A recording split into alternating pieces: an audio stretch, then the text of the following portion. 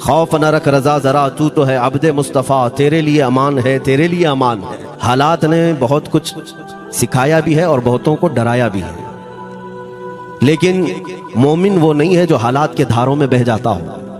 ہزاروں طوفان آتے ہیں، آندھیاں آتی ہیں، لیکن ایمان والا زمین پر ہمیشہ برقرار رہتا ہے۔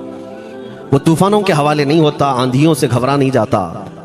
جس کو اقبال نے کیا پیارے انداز میں کہا تھا، کچھ بات تو ہے کہ مٹتی نہیں ہستی ہماری۔ یہ ہمارے لیے ہی ہے، کچھ بات تو ہے کہ مٹتی نہیں ہستی ہماری، صدیوں رہا ہے دشمن دور زماں ہمارا، توحید کی امانت سینوں میں ہے ہمارے، توحید کی امانت سینوں میں ہے ہمارے، آسان نہیں مٹانا نام و نشاں ہمارا۔ اقبال نے آج سے 100 سال قبل ہی یہ بات کہی تھی۔ السلام علیکم دوستوں، بزرگوں، بھائی اور بہنوں، امید کرتا ہوں انشاءاللہ آپ سب خیریت سے ہوں گے۔ اللہ آپ سب کو ہمیشہ خوش رکھے۔ میں آپ کا بھائی محمد عفران آج پھر ایک نئی ویڈیو لے کر آپ سب کی خدمت میں حاضر آیا ہوں۔ اس ویڈیو کا ٹاپک ہے 10 محرم سے پہلے ہمارے حسین نے یزیدوں سے کہا تھا میں تمہارے سامنے یہ 3 آپشن رکھتا ہوں، اس 3 آپشن میں سے ایک بھی مان لو، لیکن یزید نہیں مانا۔ پھر آگے کیا ہوا آئیے اس ویڈیو میں سنیں گے مفتی سلمان اجہری صاحب کی زبانی، اور اس ویڈیو کو دیکھ کر زیادہ سے زیادہ عمل بھی کرنے کی کوشش کریں گے انشاءاللہ۔ تو بنا دیر کیے ہوئے آئیے اس ویڈیو کو دیکھتے ہیں دوستو۔ بچوں میں، جوانوں میں جوش تو ہوتا ہی ہے، اور تمہارا جوش دیکھ کر اب اپنے بھی ڈرنے لگ گئے ہیں۔ ابھی منبر سے ہمارے رفیق سفر وہ مجھ سے کہہ بھی رہے ہیں کہ نوجوانوں کو روک دیں نعرہ لگانے سے، اس سے پتہ چلتا ہے کہ تمہارے نعرے کی دھمک کہاں تک پہنچتی ہے۔ میرے عزیزوں، میں کسی ناجائز نعرے کی تلقین بھی نہیں کرتا اور دعوت بھی نہیں دیتا، لیکن ہم ایمان والے ہیں، بے خوف جیتے ہیں۔ اعلیٰ حضرت امام اہل سنت فاضل بریلوی کا ہمیں میسج ہے، اور ان کا پیغام ہمارے تک یہ پہنچا ہے، خوف نہ رکھ رضا ذرا، تو تو ہے عبد مصطفیٰ۔ یہ سب سے بہترین پیغام ہے، پوری زندگی اس شعر کے سہارے تم جی لوگے، خاص کر گجرات والے۔ خوف نہ رکھ رضا ذرا، تو تو ہے عبد مصطفیٰ۔ جس کو یہ یقین ہے کہ وہ غلام مصطفیٰ ہے، اسے خوف کرنا ہی نہیں چاہیے، ڈرنا ہی نہیں چاہیے۔ ہاں، ناجائز کاموں سے ڈرو، غیر قانونی کاموں سے ڈرو، لیکن حق بات سر چڑھ کر بولنے سے کبھی کوئی خوف نہ ہو۔ یہی ایمان کی علامت ہے۔ خوف نہ رکھ رضا ذرا، تو تو ہے عبد مصطفیٰ، تیرے لیے امان ہے، تیرے لیے امان ہے۔ آج میرے گفتگو کے مہمیز کو انہوں نے اگرچہ بدل دیا، میں اسی پر آپ سے کلام بھی کرتا ہوں کہ آپ ہی کا ماحول نہیں اور ہمارے منبر کا ہی ماحول نہیں۔ حالات نے بہت کچھ سکھایا بھی ہے اور بہتوں کو ڈرایا بھی ہے، لیکن مومن وہ نہیں ہے جو حالات کے دھاروں میں بہہ جاتا ہو۔ ہزاروں طوفان آتے ہیں، آندھیاں آتی ہیں، لیکن ایمان والا زمین پر ہمیشہ برقرار رہتا ہے۔ وہ طوفانوں کے حوالے نہیں ہوتا، آندھیوں سے گھبرا نہیں جاتا۔ جس کو اقبال نے کیا پیارے انداز میں کہا تھا، کچھ بات تو ہے کہ مٹتی نہیں ہستی ہماری۔ یہ ہمارے لیے ہی ہے، کچھ بات تو ہے کہ مٹتی نہیں ہستی ہماری، صدیوں رہا ہے دشمن دور زماں ہمارا، توحید کی امانت سینوں میں ہے ہمارے، توحید کی امانت سینوں میں ہے ہمارے، آسان نہیں مٹانا نام و نشاں ہمارا۔ اقبال نے آج سے 100 سال قبل ہی یہ بات کہی تھی۔ اس لیے اے سنیو، ایمان رکھنے والو، ہو سکتا ہے تم آج اسباب کی کمی کی شکایت کرتے ہوں گے کہ ہمارے پاس مال و متاع نہیں ہے، سورسز کم ہیں، حکومت میں بھی نہیں ہے، ہم ڈپارٹمنٹ میں بھی نہیں ہے، تنظیمیں بھی ہماری کوئی مضبوط نہیں ہے، ہم تو اسلحہ لے کر ٹریننگ کرنے والے تنظیم میں بھی نہیں ہیں، ہمارے پاس کچھ نہیں ہے، اور پلس غریبی بہت زیادہ، بے روزگاری بہت زیادہ ہمارے اندر ہے۔ یہ تمام باتیں ہونے کے باوجود پھر اگر میں آپ سے کہتا ہوں ڈرو مت، تو آپ کو سوال کرنے کا حق ہے مجھے۔ ہمارے پاس دنیاوی کوئی اسباب نہیں. مولانا آپ کہتے ہیں ڈرو مت, کس بات کے سہارے ہم نہ ڈریں؟ میں جواب میں یہی عرض کروں گا, ان گرو گھنٹالوں کے پاس ساری دنیا کی طاقت ہو لیکن تمہارے پاس عشق مصطفیٰ کی طاقت ہے. میرے آقا صلی اللہ تعالی علیہ وسلم سے ٹوٹ کر محبت کرنے والی یہ جو طاقت ہے, اس کا تمہیں ابھی اندازہ نہیں ہے. اس کا رعب کیا ہوتا ہے, اس کا دبدبہ کیا ہوتا ہے, اس کا جلال کیا ہوتا ہے. وقت کے درندوں نے بھی غلامان مصطفیٰ کے تلوے چاٹے ہیں, تاریخ میں موجود ہے. اور اللہ عز و جل کا وعدہ ہے, تم اگر نبی کے پیچھے ہو گئے تو پوری کائنات کو مولا تمہارے پیچھے لگا دے گا. بس اپنی اہمیت اور اپنی حیثیت کو سمجھو کہ اگر تمہارا ایمان مضبوط ہے اور نبی پاک صلی اللہ علیہ وسلم سے محبت کرنے میں کوئی سمجھوتا نہیں کرتے تو رب تبارک و تعالیٰ آزمائشیں تو لے گا لیکن تمہیں اکیلا اور تنہا نہیں چھوڑے گا. ہاں, تمہاری زندگی رائگاں نہیں ہوگی. ابھی ابھی کربلا کی داستان سنے ہوں گے. 10 محرم تک ہر سنی گھرانہ مولا حسین کی داستانیں سنتا ہے. کربلا کے پورے واقعات سننے کے بعد اگر کوئی ماتم کرتا ہے, چہرہ پیٹتا ہے, سینہ کوٹتا ہے اور کپڑے پھاڑتا ہے تو میرے عزیزوں وہ غم حسین نہیں منا رہا ہے بلکہ وہ ایک الگ کیفیت میں چلا جا رہا ہے. اصل غم حسین منانے والا وہ ہے. داستان کربلا سننے کا حق کیا ہے پتہ ہے آپ کو؟ مولا حسین کی شہادت کے واقعات اگر میرا یہ وجدان کہتا ہے اس کا اثر کیا ہونا چاہیے؟ اس کا اثر یہ ہے کہ اگر میں کربلا کی داستان 80 سال کے بوڑھے کو سناؤں تو وہ 25 سالہ جوان بن جائے, اس کے اندر جذبہ وہ آ جائے. یہ نہیں ہے کہ رونا دھونا کر کے چادر اوڑھ کر کے سو گیا. کربلا کی داستان صرف رونے دھونے کے لیے نہیں ہے, یہ مرے ہوئے دلوں کو زندہ کرنے کے لیے سنائی جاتی ہیں, ٹوٹے ہوئے دلوں کو جوڑنے کے لیے سنائی جاتی ہیں. اور خوف کی دنیا میں جینے والوں کو یہ بتایا جاتا ہے کہ ایک طرف اگر 22,000 بھی ہو, اگر تم حسینی ہو تو خوف نہ رکھنا. آج جس طرح تم دیکھ رہے ہو 14 صدیوں کے بعد بھی حسین اعظم کا پرچم ہر گھر میں لہرا رہا ہے. اگر تم یزیدی طاقتوں کے ساتھ آج کھڑے رہو گے مولا کل بھی تمہارے نام کو کبھی مرنے نہیں دے گا. تمہارا نام, تمہارا پرچم مولا رب تبارک و تعالی حسین اعظم کے ساتھ زندہ رکھے گا. یہ کربلا کی داستانیں اس لیے سنائی جاتی ہیں میرے عزیزوں, تمہارا جذبہ جوان ہو, تمہارے اندر ایمان پر چلنے کی استقامت ہو. یہ نہیں ہے کہ ایک لاٹھی ڈنڈا اور تمہارے سامنے کوئی چاقو دکھا دے تو تم اپنے خدا کو بھی چھوڑ دو اور نبی کو بھی چھوڑ دو. نہیں, اتنا سستا ایمان تو نہیں ہے تمہارا, اتنا ہلکا ایمان بھی تو نہیں ہے تمہارا. میں آپ کو بتاؤں, سیدنا امام حسین شہید کربلا, امام عالی مقام سبت رسول رضی اللہ تعالی عنہ وارضاہ عنہ, جب مدینہ طیبہ میں تھے اور آپ کو یزید نے بیعت کے لیے اصرار کیا, اور جانتے ہیں مدینہ کا گورنر ولید بن عقبہ امام حسین کو اپنے گھر میں بلایا, رات کے وقت کہا کہ آپ یزید کی بیعت کر لیں, سب ٹھیک ہو جائے گا. آپ نے ایک تاریخی جملہ فرمایا تھا, آج وہ سب مسلمانوں کو یاد ہونی چاہیے. امام حسین نے یہ نہیں کہا میں حسین رسول اللہ کا نواسا یزید کی بیعت کروں گا فاسق و فاجر کی, یہ نہیں کہا آپ نے. توجہ چاہتا ہوں, آپ نے یہ نہیں فرمایا بلکہ یہ فرمایا مجھ جیسا اس جیسے کی بیعت کیسے کر سکتا ہے.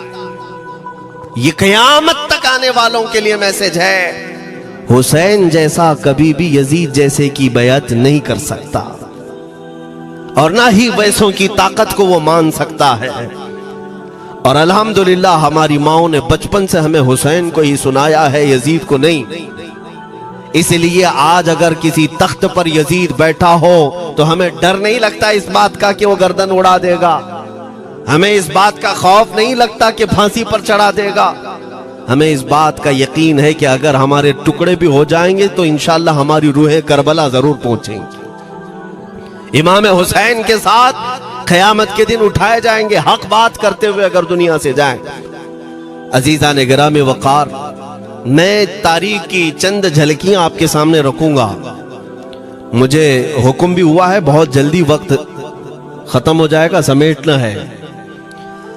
میں چند مثالیں آپ کے سامنے رکھتا ہوں. طاقت کسے کہتے ہیں؟ قوت کسے کہتے ہیں؟ جیم میں جا کر باڈی بنانے والا طاقتور ہے، کاجو بادام کھانے والا طاقتور ہے، مکے مارنے والا طاقتور ہے. کون ہے طاقتور؟ طاقت کسے کہتے ہیں؟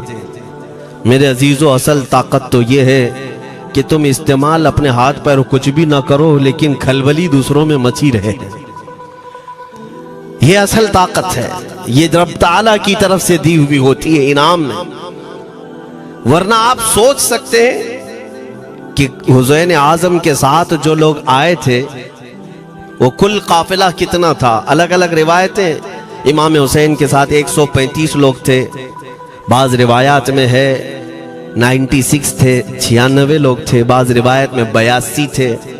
شہید ہونے والوں کی تعداد 72 ہے. لیکن اس بات پر اکثر علماء محدثین کا خیال ہے کہ 82 لوگ تھے، 82 لوگ تھے. 82 کے مقابل میں کتنے لوگوں کو آنا چاہیے راستہ روکنے کے لیے؟ اگر کسی عام آدمی سے بھی پوچھے تو ڈبل کر دو، ٹرپل کر دو، 4 گنا زیادہ کر دو. نہیں، 82 کو روکنے کے لیے پہلے 1000 لوگ آئے، پھر وہ 1000 کے بعد 4000 پلس آئے، 5000 لوگ صرف 82 لوگوں کو روکنے کے لیے آئے راستہ. پھر یہ لوگ 4 دن تک راستہ روکتے ہی رہے، 5000 لوگ مل کر. 10ویں محرم ہونے سے پہلے پھر تقریباً 16000 لوگ آئے، یعنی تقریباً پورے ٹوٹل ملا کر 22000 کے قریب، 21000 سمتنگ کچھ. 22000 کی فوج کیا معنی رکھتی ہے کس کو روکنے کے لیے؟ 82 لوگوں کو. اسی سے سمجھ میں آتا ہے اصل طاقت کسے کہتے ہیں. طاقت اسی کو کہتے ہیں کہ ادھر 3 دن کے بھوکے اور پیاسے ہیں، ان کے خیموں میں ساز و سامان بھی نہیں، جنگ کے اسباب بھی نہیں، اور وہ جنگ کی نیت سے بھی نہیں گئے. اس کے باوجود 22000 کے سینوں میں جو کھلبلی مچی ہے، دنیا اسی کو سمجھ نہیں پا رہی ہے. اگر دنیا یہ سمجھتی ہے کوانٹیٹی کا نام طاقت ہے تو ہم اس کو رد کرتے نہیں، کوالٹی کا نام طاقت ہے. ایمان یہ اصل طاقت ہے. اور ایک تاریخی بات میں آپ کے سامنے رکھتا ہوں. امام حسین کا راستہ روکنے کے لیے سب سے پہلے یزید کی فوج سے جو شخص آیا تھا اس کو حر بن یزید کہتے ہیں. حر بن یزید الریاعی 1000 کا لشکر لے کر کے یہ امام حسین کا راستہ روکنے آئے. 2 دن تک ادھر ادھر گھماتے رہا، اور جب نمازیں ہوتی رہی امام حسین مصلی امامت پر ہیں اور یہ یزیدی اقتدا بھی کر رہے ہیں. ہر جماعت امام حسین کے پیچھے ہو رہی ہے. لیکن میں آپ کو بتاتا ہوں 10ویں محرم سے پہلے امام حسین نے ایک خطبہ دیا اور یزیدیوں سے کہا کیا تم میری حیثیت کو نہیں جانتے؟ میں فاطمہ زہرا کا بیٹا ہوں، حیدر کرار کا نور نظر ہوں، رسول اللہ کا نواسا ہوں. میری نسبتیں کیا تمہیں نہیں معلوم؟ تم میرے خون سے اپنے ہاتھوں کو نہ رنگو. میں تمہارے پاس آپشن رکھتا ہوں. میں اس راستے سے اپنے واپس مدینے کی طرف جاتا ہوں یا کسی ساحل کی طرف یا دمشق جاؤں گا. جنگ کرنا نہیں چاہتا تم سے. یہ 3 آپشن جب امام حسین نے رکھا تو یزیدیوں نے ایک کو بھی قبول نہیں کیا. وہ جنگ کرنا ہی چاہتے تھے، امام حسین کے خون کے ساتھ کھیلنا ہی چاہتے تھے. لیکن جو حر بن یزید ہے، توجہ چاہتا ہوں، جو خود امام حسین کا راستہ روکنے کے لیے آیا، اس کے دل میں یہ بات آئی اور اس نے آ کر کے 10ویں محرم کو یزیدیوں سے کہا میاں مان لو حسین کی بات، 3 میں سے کوئی ایک بات مان لو، ہم جنگ نہیں کرنا چاہتے، وہ رسول اللہ کے بیٹے ہی تو ہیں. تو سارے جو سپہ سالار بڑے بڑے تھے، عمرو بن سعد، شمر وغیرہ، حر بن یزید سے کہنے لگے تجھے کون کہتا ہے فیصلہ کرنے کے لیے؟ تو سپاہی ہے. 1000 کی نفری تیرے ساتھ دی گئی ہے، बस अगर तुझे हमारे साथ रहना है तो मैदान में जमा रह, वरना चला जा, तू सुलह की बातें मत कर। हुर बिन यजीद उसी दिन 10वीं मुहर्रम को उन यजीदियों से कहता, अच्छा अगर तुम मेरे इस बात को नहीं मानते तो तुम्हारी सिपह सालारी तुम्हें मुबारक, मैं हुसैन के खीमे में जा रहा हूं। जो यजीद की तरफ से आया था वो किधर चला गया? मौला हुसैन के खीमे में। कब? सिर्फ 10वीं मुहर्रम, एक रिवायत में 9वीं मुहर्रम को, एक दिन पहले इमाम हुसैन के खीमे में आया, दस्तबोसी की, माफी मांगी, और इमाम हुसैन ने कहा अब तुम जा सकते हो अपने घर। हुर बिन यजीद ने कहा मैं उस वक्त तक अब आपका साथ नहीं छोड़ूंगा जब तक मेरे जिस्म में आखिरी सांस बाकी रहे, मैं आपके साथ रहूंगा। अब इमाम हुसैन की वफादारी में आने वाला कौन था? इसलिए मैं आपको एक चीज दे जाता हूं मेरे अजीजों, अल्लाह अज़्ज़ व जल की कुदरत के फैसले हैं, वो जब चाहता है कहीं से भी किसी को हिदायत अता फरमाता है।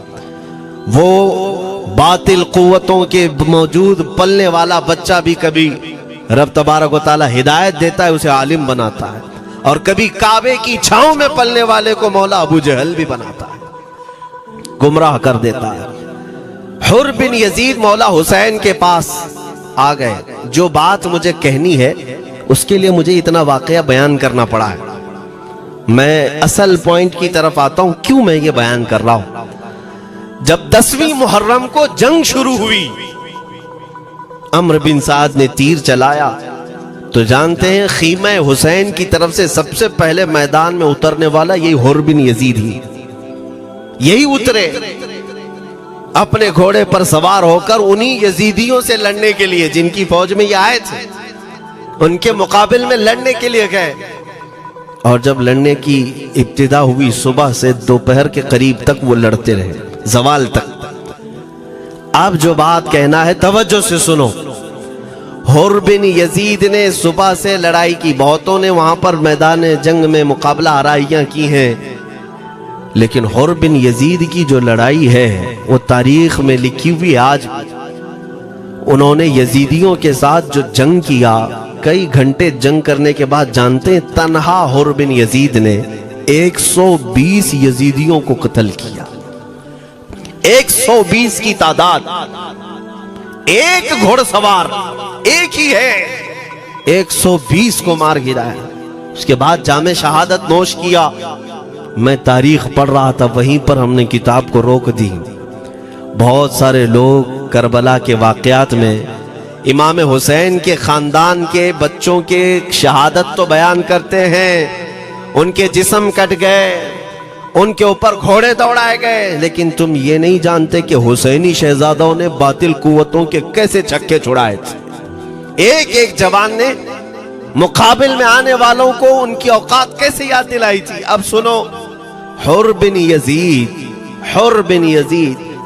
120 को मार गिरा सकते हैं, वो भी एक दिन पहले खीमा हुसैन में आने वाला, एक दिन पहले खीमा हुसैन में आने वाला। बात समझ में आ रही है? अभी जो एक दिन पहले खीमा हुसैन में आ जाए उसकी ताकत का हाल ये है, जो पैदाइशी हुसैनी हो उसकी ताकत का हाल क्या हो। मेरे अजीजों, ताकत किसे कहते ये समझो। यह और बात है कि लोगों को अपनी ही औकात मालूम नहीं, अपनी हैसियत मालूम नहीं है। होता क्या है मैं आपको बताऊं। अल्लामा अब्दुल मुस्तफा आजमी साहब ने एक बड़ी प्यारी बात लिखी है।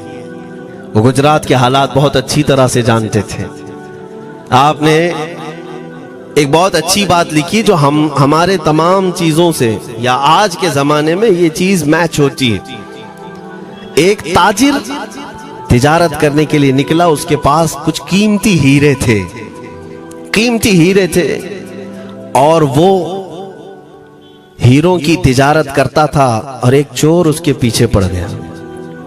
और वो चोर रोजाना वो चोरी करने के चक्कर में रहता था कि जब रात को ये ताजिर सोए तो मैं ये हीरे निकाल लूंगा।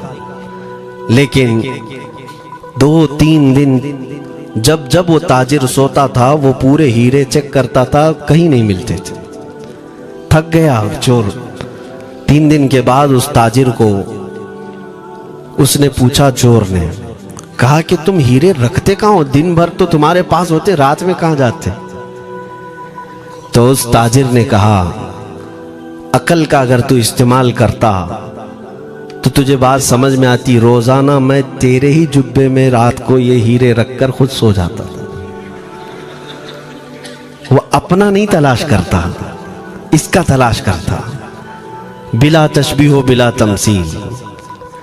मेरे अजीजों, तुम्हारे पास जो ताकत है तुम्हें उसका अंदाजा नहीं। तुम जो मोहब्बत मुस्तफ़ा सल्लल्लाहु अलैहि वसल्लम की शमा अपने सीने में रखते हो, मौला करीम का वादा है तुम्हारे साथ, काना हक्कन अलैना नस्रुल मोमिनीन। रब ताला फरमाता, हमने अपने ऊपर लाजिम कर लिया है कि ईमान वालों की मदद करें। और हमने मदद देखी है, रब ताला की मदद देखी है। आज के इन हालात में मुझे बताओ, भौंकने वाले भौंक ही रहे हैं, बाकी तुम्हारा क्या बिगाड़ लिया? क्या तुम्हारा खराब किया? बस ये है कि तुम अपने अंदर खलबली मत मचाओ और ज्यादा खौफ और हिरास में मत जियो। अल्हम्दुलिल्लाह मुसलमान हैं, मोमिन हैं, किसी चोर कौम से तुम्हारा रिश्ता नहीं है।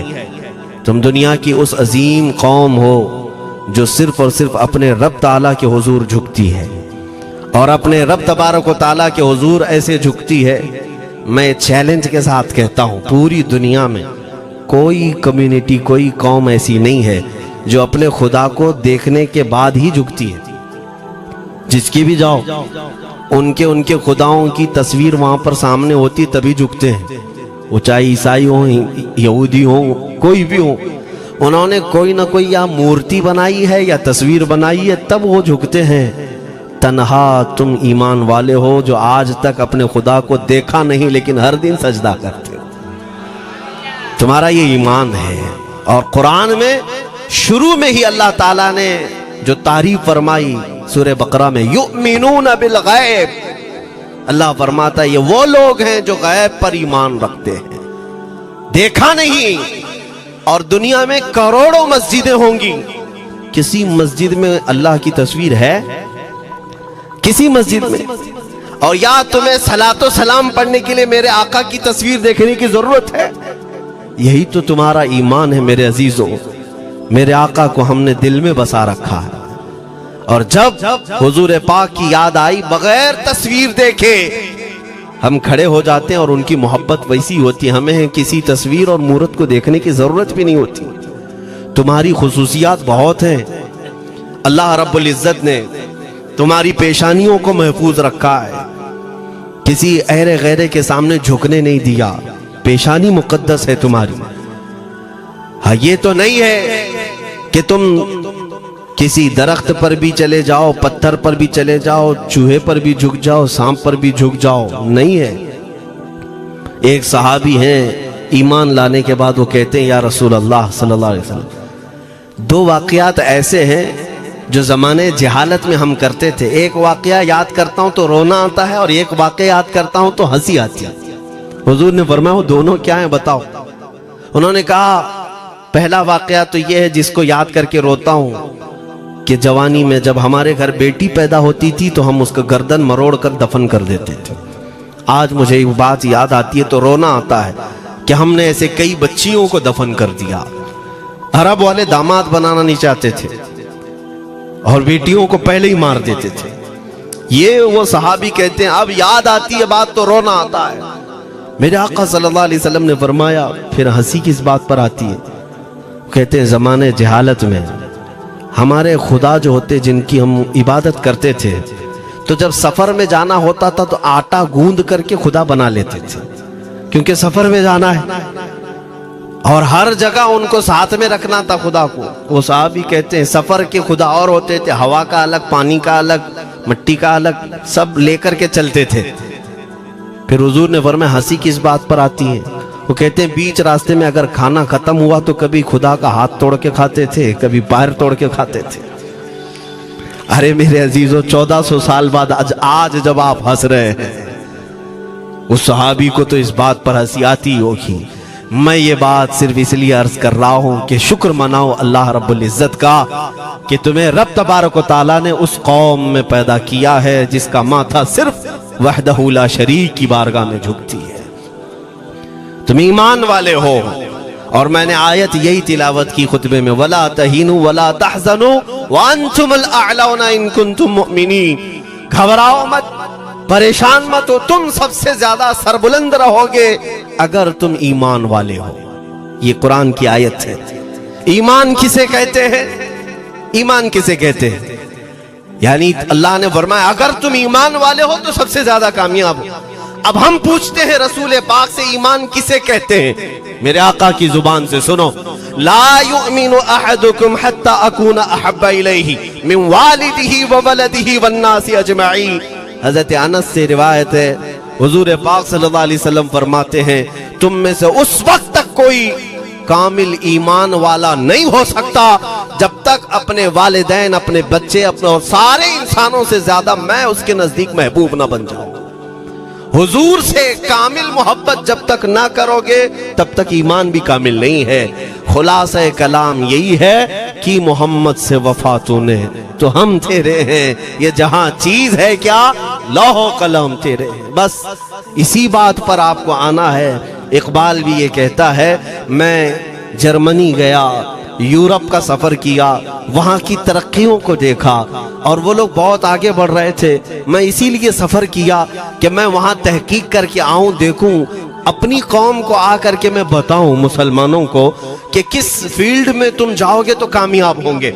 साइंस में, फिजिक्स में, ज्योग्राफी में, केमिस्ट्री में, मैथ्स में, कौन सी फील्ड में तुम जाओगे तो ज्यादा माहिर होगे। कई साल इकबाल ने वहाँ की खाक छानी, तहकीकात किया और वापस जब आया अपनी कौम की तरफ, अल्लामा इकबाल कहते हैं मैं सारी दुनिया वहाँ की यूरोप की छान करके आया, यही देखने गया था कि मेरी कौम किस मैदान में उतरे तो कामयाब होगी।